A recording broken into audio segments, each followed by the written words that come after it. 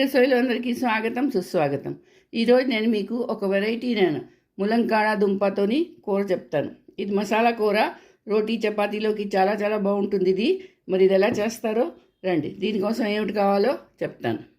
చూడండి, దీనికి కావాల్సిన సామాన్లు ఇవి 2 ములంకాళ్ళు అండి. దానికి కొంచెం మీద తొక్క తీసి కట్ చేసి పెట్టుకున్నాను.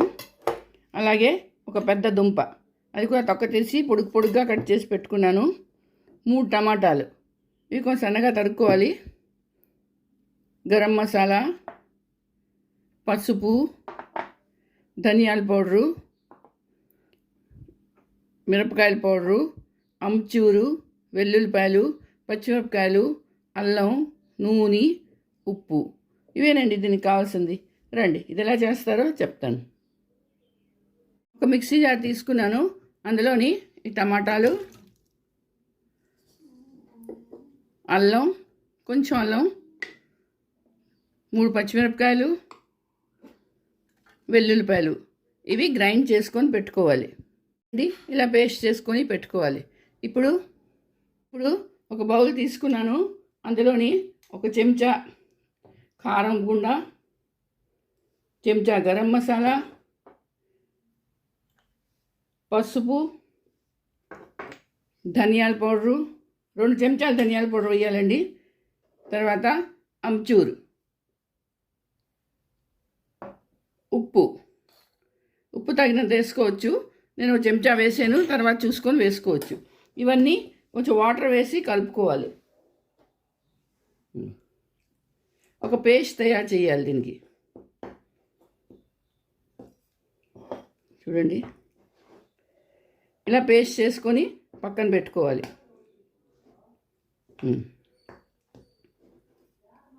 మనకి ఎంత కావాలో అంత, మరీ పలుచగా కాదు, ఇలాగా థిక్గా ఒక పేస్ట్ తయారు చేసుకోవాలి. ఇప్పుడు ఇది పక్కన పెట్టుకోవాలి. ఈ నూనె మరిగింది. ఇప్పుడు ఈ ములంకాళ్ళు వేయించుకోవాలి.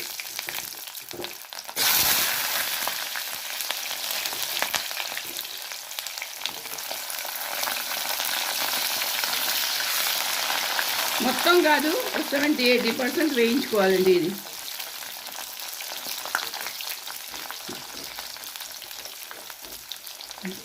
మరీ ఎక్కువ వేయించారనుకోండి అది మెత్తగా అయిపోతాయి, ముక్కలు అయిపోతాయి. ఇంకా ముక్కలు అవ్వకుండాను 70-80% వేయించుకొని పక్కన పెట్టుకోవాలి. అదే నూనెలోని చూడండి, ఉల్లిపాయలు, దుంపలు వేసుకొని వేయించుకోవాలి. ఇదో చూసారా, ములంకాళ్ళు ఇలా వేయించుకొని పెట్టుకోవాలి.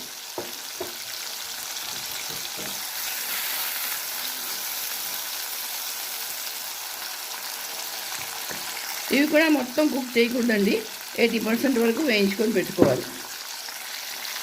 ఇది 80% కుక్ అయిపోయిందండి. ఇది కూడా తీసేసుకుంటాను. అందులోనే తీసేసుకోవాలి ములంకాడ. దాంట్లో నేను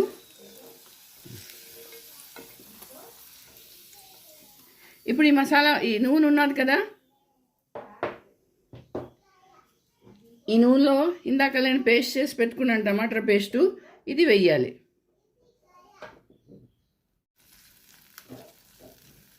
అదే నూనెలో మసాలా వేసి వేయించుకోవాలి. ఒకటి చూడండి, ఇందులో ఉల్లిపాయ వేయలేదు నేను. ఉల్లిపాయ అసలు తగలదండి ఇందులోని.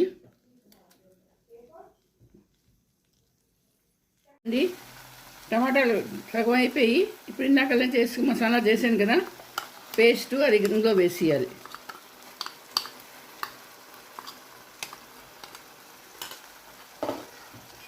వేసి ఇప్పుడు మసాలా మళ్ళీ వేయించాలి.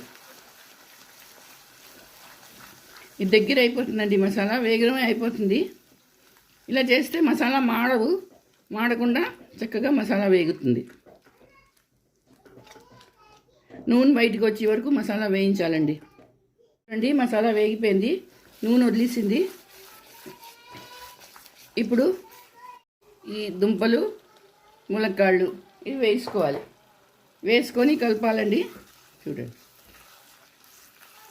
ఇందులో నీళ్ళు పోయక్కర్లేదు, కొంచెం నీళ్ళు పోసుకోవచ్చు, ఎక్కువ కాదు.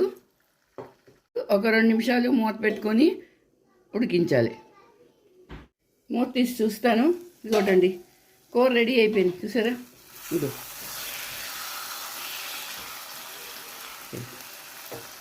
చూడడానికి ఎంత బాగుందో చూసారా, మంచి కలర్ వచ్చింది.